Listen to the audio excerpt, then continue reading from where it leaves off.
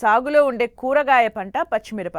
వాణిజ్య సరళిలో ఎండుమిరపను ఖరీఫ్ రబీ కాలాల్లో నాటితే పచ్చిమిరపను అన్ని కాలాల్లోనూ సాగు చేస్తున్నారు. అధిక దిగుబడినిచ్చే హైబ్రిడ్ రకాలు అందుబాటు వల్ల రైతులు ఎకరాకు 10 నుంచి 18 టన్నుల దిగుబడి తీసే అవకాశం ఏర్పడింది. అయితే ఖరీఫ్లో మిరప సాగు చేసే రైతులు అధిక దిగుబడి పొందాలంటే ఎలాంటి సమగ్ర యాజమాన్యం చేపట్టాలో ఇప్పుడు చూద్దాం.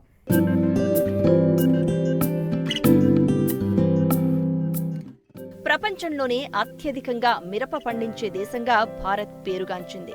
ముఖ్యంగా తెలుగు రాష్ట్రాలతో పాటు మహారాష్ట్ర, కర్ణాటక, తమిళనాడు, ఒరిస్సా రాష్ట్రాల్లో 9 లక్షల హెక్టార్లకు పైగా విస్తీర్ణంలో మిరప సాగవుతుంది. ఇది సుగంధ ద్రవ్యాల పంటగా ప్రసిద్ధి చెంది ప్రపంచవ్యాప్తంగా మార్కెట్ కలిగి ఉండడంతో రైతులు నిరంతరాయంగా ఈ పంటను పండిస్తున్నారు.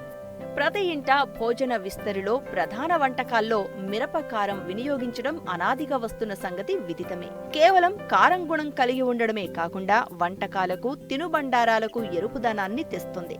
ప్రపంచవ్యాప్తంగా ఉన్న డిమాండ్తో దేశానికి విలువైన విదేశీ మారక ద్రవ్యాన్ని సంపాదించి పెడుతోంది. ఈ పంటను పండించేటప్పుడు విత్తనం ఎంపికతో పాటు నారు పెంపకంలో చాలా జాగ్రత్తలు తీసుకోవాలి. పైరు ఎదుగుదల సమయంలో వచ్చే చీడపీడలను ఎప్పటికప్పుడు గుర్తించి నివారించాలి. అంతేకాకుండా సమగ్ర ఎరువుల యాజమాన్యం చేపడితే అధిక దిగుబడులను తీసుకోవచ్చని తెలియజేస్తున్నారు కరీంనగర్ జిల్లా జమ్మికుంట కృషి విజ్ఞాన కేంద్రం శాస్త్రవేత్త వేణుగోపాల్. మిరప సాగుకి 6.5 pH గల నేలలు అనుకూలమైనవి. ఇసుకతో కూడిన నల్ల నేలలు ముఖ్యమైనవి. ఎక్కువ నీటి నిలక లేకుండా చూసుకునే విధంగా మనం ఈ యొక్క నేలను ఎంచుకోవడం ముఖ్యము. ఈ యొక్క మిరప సాగు చేసే రైతులందరూ కూడా ఈ యొక్క విత్తనాన్ని ఎంచుకోవడము చాలా ముఖ్యమైనది. ఈ యొక్క వర్షాకాలం తగ్గట్టుగా మనం చలికాలం తగ్గట్టుగా ఏ నారు పెంచుకుంటున్నామో అనేది ఆ విత్తనం సెలక్షన్లోనే మనకు ముఖ్యంగా ఉంటుందండి. ఎందుకంటే తట్టుకునే రకాలు ఎంచుకోవడం ద్వారా మనకి రైతు మోసపోయే అవకాశం తక్కువ ఉంటుంది. కాబట్టి రైతులందరూ కూడా మంచి విత్తనం ఎంచుకోవడం చాలా ముఖ్యమైన విషయము. ఈ యొక్క మిరప సాగు చేసే రైతులందరూ కూడా నారు యొక్క పెంపకం అనేది చాలా ముఖ్య పాత్ర వహిస్తుంది. ఎందుకంటే నారు సరిగా పెంచుకున్నట్లయితే ఎక్కువ విత్తన వృధా అయ్యే అవకాశం ఉంటుంది. దీని ద్వారా ఖర్చు కూడా మనకు రైతుకు పెరిగే అవకాశం ఉంటుంది. కాబట్టి రైతులందరూ కూడా ఈ యొక్క నారు పెంచుకునే విధానంలో ముఖ్యంగా నారుమూల తయారు చేసుకునేటప్పుడు 1 మీటర్ వెడల్పున్నటువంటి నారుమడిని 15 సెంటీమీటర్ ఎత్తుగల నారుమూలలు తయారు చేసుకోవడం ద్వారా ఏంటంటే మనకు ఎత్తైన ఈ యొక్క మళ్ళ ద్వారా మనకు నారు ఎక్కువగా మనం పొందే అవకాశం ఉంటుంది.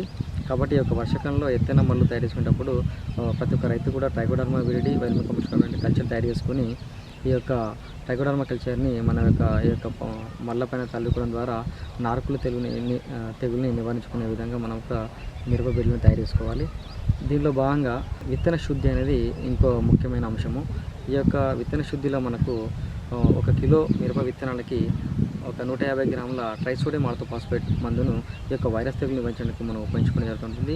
అదేవిధంగా మనము ఈ యొక్క రసం పీల్చే పురుగుల నుంచి బెడిని తప్పించుకోవడానికి 8 గ్రాముల ఇమ్డాక్లోపిడ్ మందును ఈ యొక్క కిలో విత్తనానికి పట్టించడం ద్వారా ఈ యొక్క రసం పీల్చే పురుగుల నుంచి మనము తప్పించుకోవచ్చును. అదేవిధంగా క్యాప్టెన్ మ్యాంకోజేబ్ అనే మందులు మనకు శిలీంద్రనాశకాలని మన ఒక కిలో విత్తనానికి 3 గ్రాములు కలుపుకున్నట్లయితే మనకు తెగుల నుంచి మనము ఈ యొక్క పంటను కాపాడుకునే విధంగా మనము విత్తన శుద్ధి చేసుకున్నట్లయితే మనకు ప్రతి ఒక్క నారు కూడా మనకు మంచిగా మొలకెత్తిన నాణ్యమైన నారు మనం పొందే అవకాశం ఎక్కువగా ఉంటుంది. ఈ యొక్క మొలకెత్తిన నారుని మనము నార్మల్ నుంచి మనము మెయిన్ ఫీల్డ్ తీసుకెళ్ళినప్పుడు ఒక్కొక్క వరుసకు వచ్చేసి 60 సెంటీమీటర్లు, ఒక మొక్కకు వచ్చేసి 15 సెంటీమీటర్లు మనము పెట్టుకోవడం ద్వారా మనకు మనం ఎక్కువ కరెక్ట్గా మనము అధిక సంతృప్త పద్ధతిలో మనము మొక్కలను పెంచుకోవచ్చును. దీని ద్వారా ఏంటంటే మనకు ఎక్కువ గాలి సోకే అవకాశం ఉంటుంది. దీని ద్వారా తెల్లదోమ కూడా కంట్రోల్ చేసుకునే విధంగా మనకు ఈ యొక్క వరుసల యొక్క దూరము మనం మెయింటైన్ చేయవచ్చును.